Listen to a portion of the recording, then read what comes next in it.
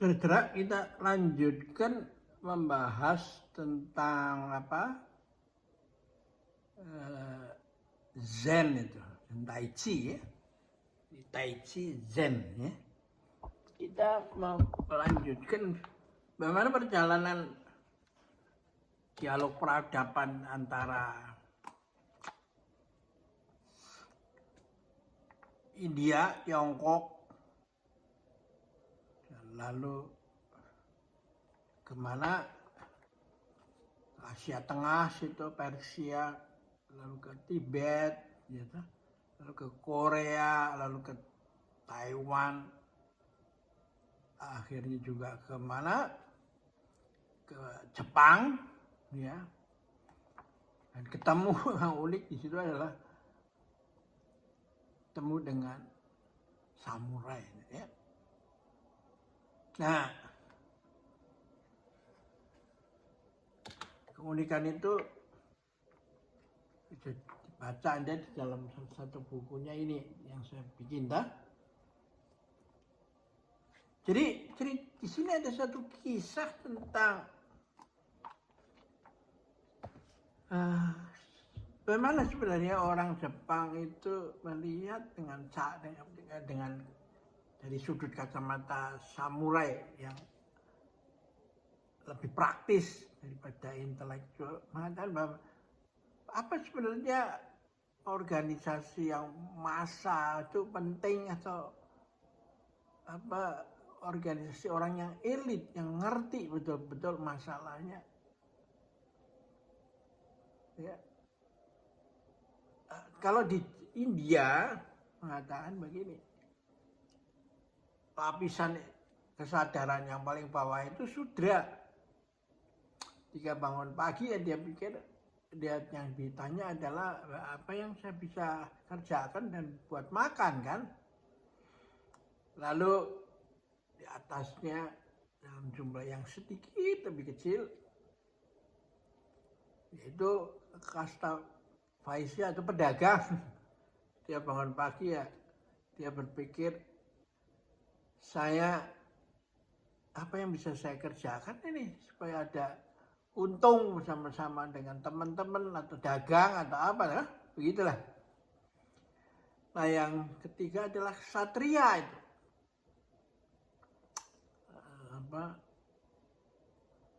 Kelompok yang setiap bangun memikirkan bagaimana negara kita ini masih ada nggak atau diserang oleh orang lain. Kita harus terus pupuk semangat supaya kalau ada serangan kita harus balas atau apa segala macam. Dan bahkan juga sering kemana-mana mau seperti Genghis Khan itu kan mau menguasai negara lain, kan. Nah, yang keempat adalah kelas Brahmana itu, yang setiap bangun pagi selalu bertanya, bagaimana kemajuan peradaban kita ini, ya tak? Bagaimana masa depan atau nasib manusia ini sudah benar atau belum, ya. Itu disebut kasta Brahmana. Jumlahnya tipis sekali, tapi itu yang menentukan untuk kehidupan masyarakatnya terus lestari, kan. Nah, di Jepang itu sampel masa itu nggak penting, ya, yang penting karena samurai, kan. Yang penting orang-orang yang ngerti betul itu. Nah, ambil perumpamaannya praktis itu. Kalau datang ke restoran yang besar, yang laris sekali itu, Anda makan kan kelihatan pelayannya di dapurnya itu kan sibuk luar biasa toh. Dan semua pakai seragam koki itu, putih, topinya putih, bersih terus kerja kan. Nah, orang Jepang itu mengatakan begini, yuk lihat itu, semua pakaiannya seragam, tapi yang ngerti benar-benar nah, kekokiannya itu restoran itu tinggal restorannya menjadi laris paling 1 atau 2 orang, 3 orang masih sebagai serep gitu. Dia yang tahu berapa banyak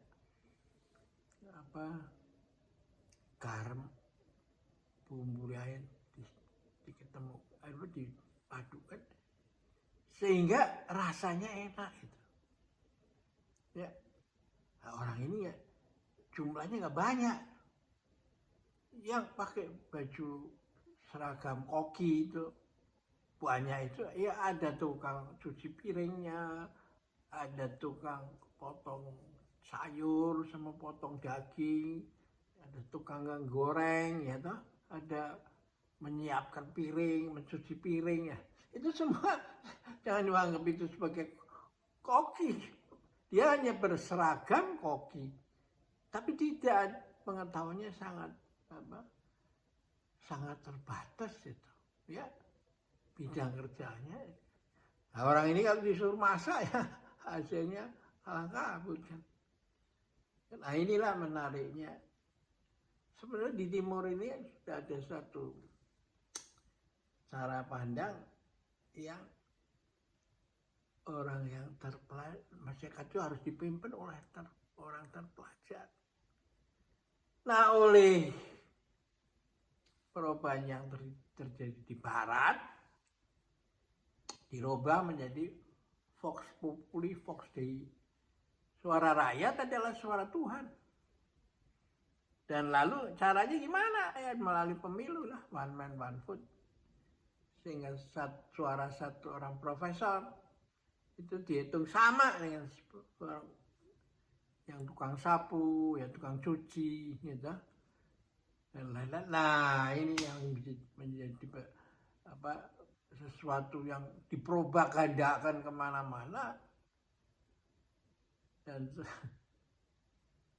akhirnya kita masuk dalam jebakan Batman itu. Sehingga yang mau dan mampu itu tidak terpilih. Karena ya dalam situasi itu mau diapain juga, mau reformasi 1, reformasi 2, mau reformasi 3, apa ya. Kenyataannya begitu kan. Kita nggak bisa apa-apain. Nah karena itulah maka kita mengalami kesulitan terus-menerus.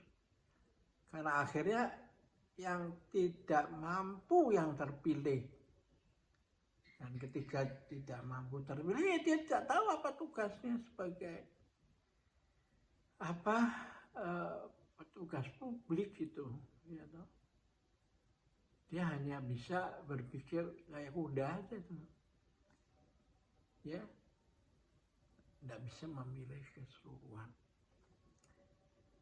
Nah, bagaimana di Jepang itu Miyamoto Musashi itu bisa dirubah oleh Takuan Shogo, guru Zen itu, sehingga menjadi empunya pedang, ya di sini letaknya. Dikatakan kalau kamu melihat pohon itu hanya pada bagian kelompok yang berwarna kuning yang sudah mau tua ya, pohon yang itu warna itu daunnya, ya, maka kamu kehilangan pandangan terhadap keseluruhan dari pohon itu. Ya, begitu you konsentrasi, maka you kehilangan overview itu. Nah, sebaliknya adalah orang yang tahu hanya overview, tidak tahu konsentrasi, sehingga mana yang harus diobatin atau ditreat juga nggak tahu. Dua ekstrem inilah yang ditemukan jalan tengahnya oleh Takuan Shogo dan Musashi itu.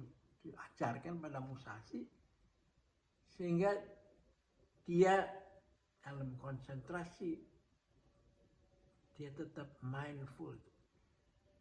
Pikirannya pendengarannya kemana-mana itu.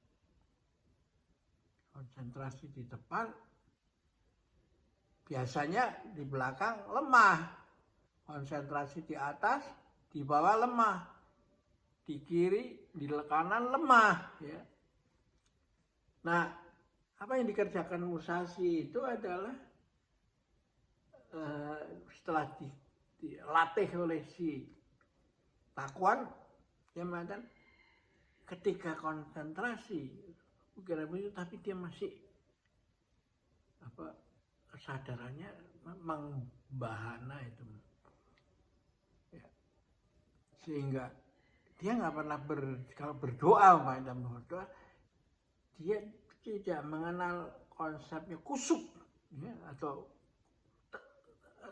di situ aja untuk kepentingan diri sendiri, tapi dia masih bisa mendengarkan suara orang di terminal bis yang lagi berdesak-desak kesulitan, ada orang yang sedang mencari mengais-ngais makanan atau barang-barang yang dari rongsokan atau di tempat sampah karena dia nggak bisa hidup. Jadi dengan demikian Anda bisa mengetahui amanat hati nurani rakyat itu, ya. Oke, kalau begitu kita akhirin dulu di sini bahwa ya masa itu tidak yang penting itu kalau masa itu bisa tidak terlalu, bukan yang menentukan segala-galanya. Vox Populi, Vox Dei itu kagak ada di restoran itu kagak ada. Jadi keahlian daripada 2-3 orang aja kok yang menentukan masa depan daripada restoran itu. Apakah dikunjungi oleh banyak orang atau sepi karena makanannya nggak stabil rasanya dan juga nggak enak. Suka ke sana, suka ke sini, keasinan, kepahit, kemanisan, apa segala, ya. Tidak menemukan jalan harmoninya. Oke, kita akhiri di sini dulu. Sampai jumpa lagi.